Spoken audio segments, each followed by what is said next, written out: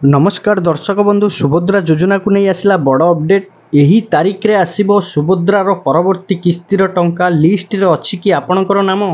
महिला को राज्य सरकार को दशहरा भेटी जे मानकु टंका मिलिनी सेमानकु यही तारीख रे खाता को आसीबो प्रथम किस्ती। सुभद्रा टंका को नहीं आसला बड़ सूचना। द्वितीय पर्याय टंका केबे आसीबो से नहीं तारीख स्पष्ट कले उपमुख्यमंत्री। जो मैंने आवेदन करिसेंती किंतु सेमाने टंका आसीनी सेमानक पई खुशी खबर। महिला को राज्य सरकार को दशहरा भेटी आसंता 9 तारिख रे मिलिबाकु जाउची प्रथम किस्तिर द्वितीय पर्यायर सुभद्रा टंका। सूचना देले उपमुख्यमंत्री प्रभाती परिडा। बारिपदारू द्वितीय पर्यायर टंका देबे मुख्यमंत्री मोहन चरण माझी। 40 लाख रु अधिक हिताधिकारी को एथिरे पाइबे टंका। 96 लाख रु अधिक पंजीकरण करि सारलेनी हिताधिकारी।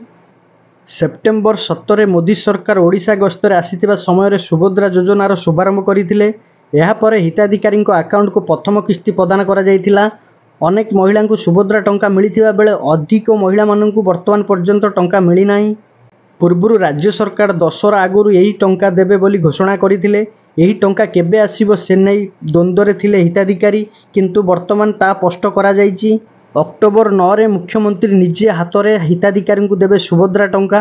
यही समय समस्त मंत्री माने उपस्थित रहिबे बोली आसीछि बड़ सूचना। जो महिला माननकु सुभद्रा योजनार प्रथम किस्तिर टंका 5000 एपर्यंत मिली नाही सेमानक पई बड़ खुशी खबर। बहुत शीघ्र मिलिबाकु जाउछि सुभद्रा योजनार 5000 टंका। जो महिला माने पाई नथिले सुभद्रा योजनार प्रथम किस्ती अक्टोबर 9 तारिख रे सेमानकु मिलिबाकु जाउछि प्रथम किस्तिर टंका 5000। दर्शक बंधु ये थिला आजिर अपडेट। आपण मानकु जदि ये वीडियोटी भल लागितो वीडियोटी लाइक करिवे, कमेंट करिवे, शेयर करिवे, हम चैनल को सब्सक्राइब निहात करिवे।